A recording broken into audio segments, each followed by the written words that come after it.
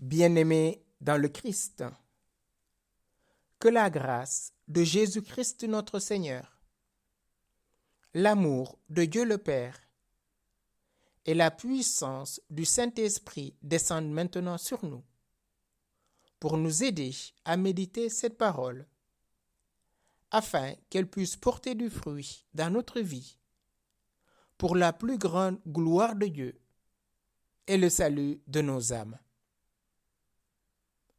En ce deuxième dimanche du temps de Carême, j'aimerais méditer avec vous l'évangile de Jésus-Christ selon saint Matthieu, au chapitre 17, du verset 1 au verset 9.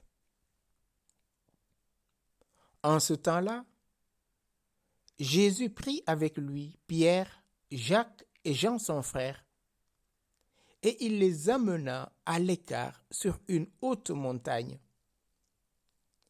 Il fut transfiguré devant eux. Son visage devint brillant comme le soleil, et ses vêtements blancs comme la lumière. Voici que leur apparut Moïse et Élie, qui s'entretenaient avec lui. Pierre alors prit la parole et dit à Jésus: « Seigneur, il est bon que nous soyons ici. Si tu le veux, je vais dresser ici 3 tentes, une pour toi, une pour Moïse et une pour Élie. » Il parlait encore lorsqu'une nuée lumineuse les couvrit de son ombre. Et voici que de la nuée, une voix disait: « Celui-ci est mon fils bien-aimé, en qui je trouve ma joie. Écoutez-le. » Quand ils entendirent cela, les disciples tombèrent face contre terre et furent saisis d'une grande crainte.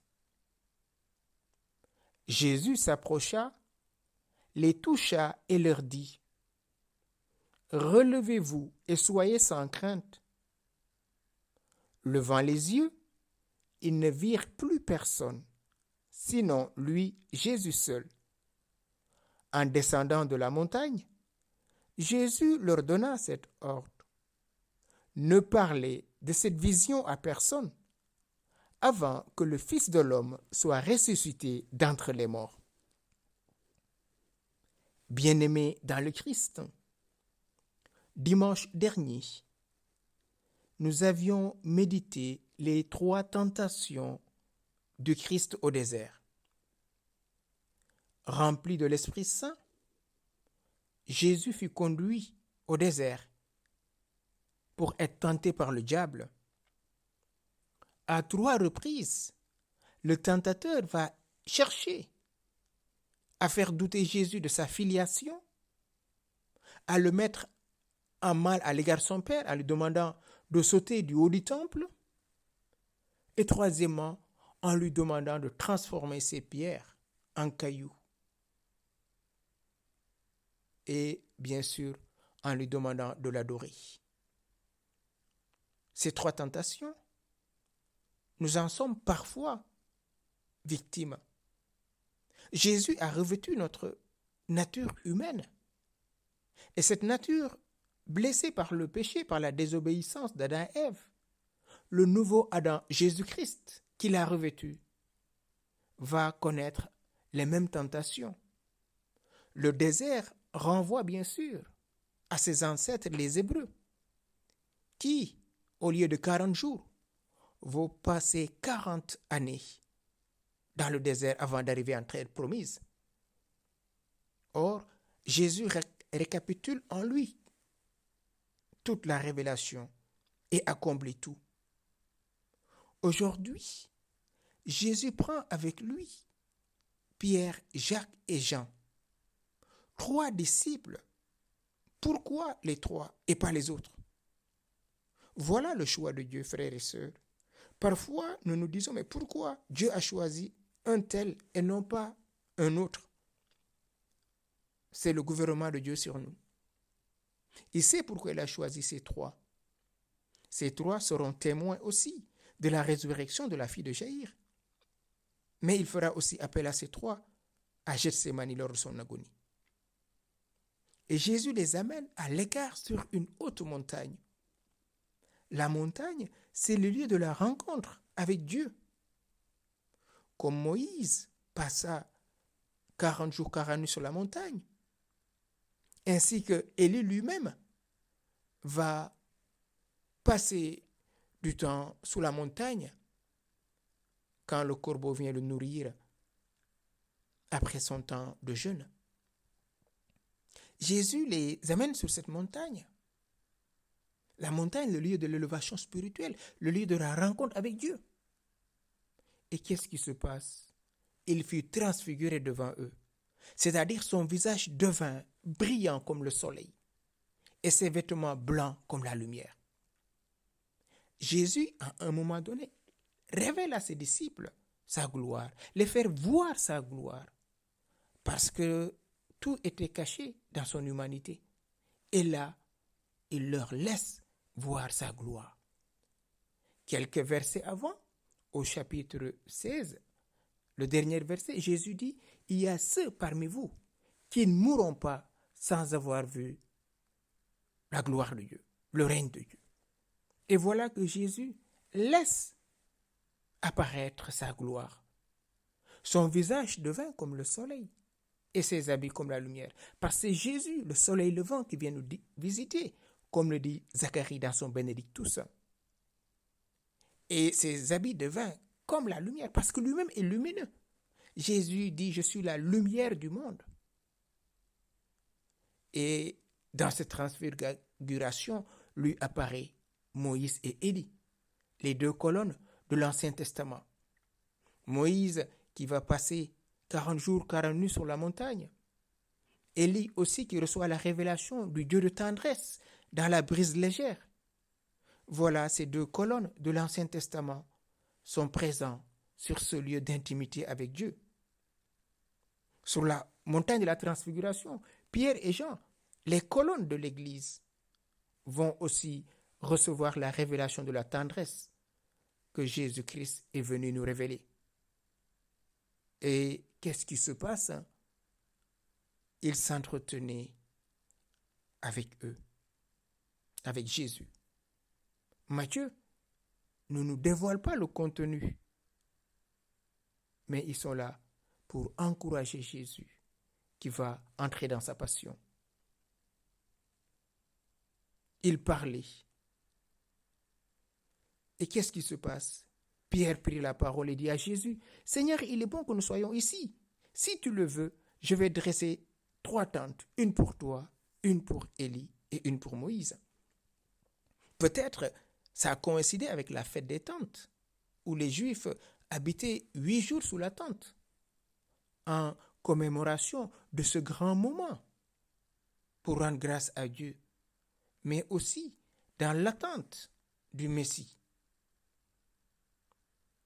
Et dans cette apparition, Pierre et ses amis sont pris de frayeur. Il parlait encore lorsqu'une nuée lumineuse les couvrit de son ombre. Et voici que de la nuée, une voix disait, « Celui-ci est mon fils bien-aimé, en qui je trouve ma joie. » Cette nuée lumineuse peut être considérée comme le Saint-Esprit. La voix du Père et Jésus, nous avons une théophanie. Et le Père, qui à son baptême avait attesté, celui-ci est mon fils bien-aimé, en qui j'ai mis tout mon amour. Cette fois-ci, il confirme ce qu'il avait dit au baptême en disant, écoutez-le.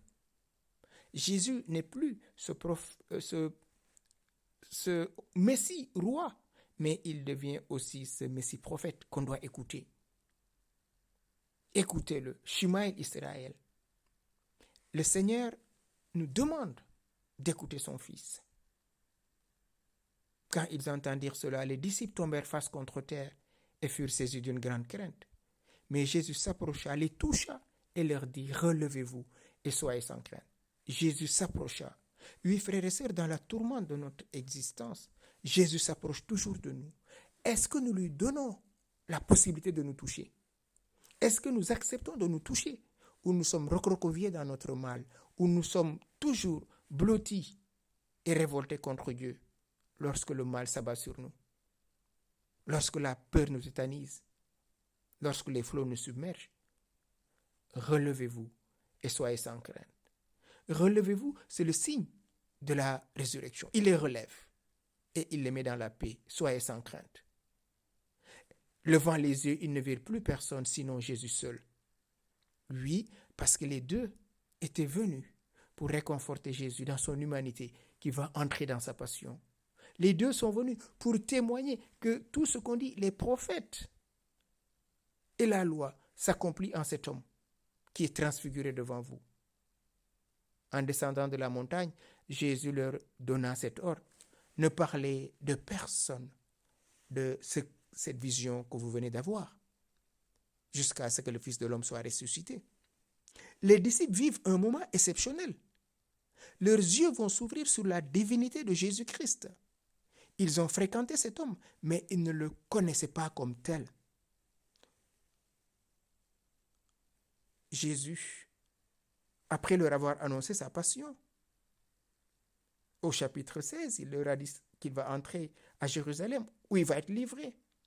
Et Pierre, le prenant à part, lui dit que cela ne t'arrive pas. Et nous savons ce que Jésus va répondre. Éloigne-toi de moi, Satan. Les pensées que tu as ne sont pas les pensées divines. Les disciples vont vivre cette transfiguration. Son changement de forme fait écho à l'hymne dans la lettre aux Philippiens. Lorsque Paul en parle de cet abandon de la forme de Dieu pour revêtir la forme de serviteur. Philippiens 2, versets 6 à 7. Lui, de condition divine, a revêtu la nature humaine. L'expérience ponctuelle des disciples nous renvoie aux rencontres que frères et sœurs nous vivons avec Dieu. Il y a des moments de transfiguration dans notre vie où nous nous sentons portés par la grâce, où nous sentons même quitter cette terre. Mais cela n'est qu'un temps. Aujourd'hui, si Jésus-Christ invite ses disciples, c'est chacun d'entre nous. Pierre, Jacques et Jean représentent chacun d'entre nous. Jésus veut nous révéler les mystères de son cœur en ce temps de carême. Il nous demande d'accepter de gravir avec lui la montagne, c'est-à-dire de dépasser nos difficultés pour entrer dans une intimité avec Dieu. Et à ce moment-là, les témoins viendront nous consoler. Oui, mon frère, ma sœur, peut-être tu traverses des moments difficiles en ce début de carême. Peut-être ta vie est une passion qui ne s'arrête pas. Tu traverses des moments très difficiles d'incompréhension dans ton couple, dans ta famille, dans ton lieu de travail, dans tes relations. C'est le moment d'ouvrir ton cœur maintenant à Jésus transfiguré pour qu'il vienne te toucher comme il a touché les apôtres, pour te réveiller du sommeil de la mort. Tel qu'il puisse en être la grandeur de ton péché, de ta déception, de ton cri, Jésus s'approche de toi, comme Élie et Moïse se sont approchés de lui pour le réconforter, parce qu'il va rentrer dans sa passion. Lui aussi, à son tour, maintenant s'approche de toi par la puissance de l'Esprit Saint. Ouvre ton cœur et reçois maintenant la paix de Dieu. Seigneur Jésus-Christ, tu es venu réaliser tes promesses en laissant apparaître ta gloire. Maintenant, je viens te confier, chacun d'entre nous, tous nos frères et sœurs qui traversent des moments difficiles. Fais resplendir ta lumière dans nos cœurs. Que cette lumière nous réchauffe et nous guérisse. Que le Saint-Esprit se pose sur chacun d'entre nous pour que ce temps de carême soit un temps de conversion véritable pour la plus grande gloire de Dieu et le salut de nos âmes.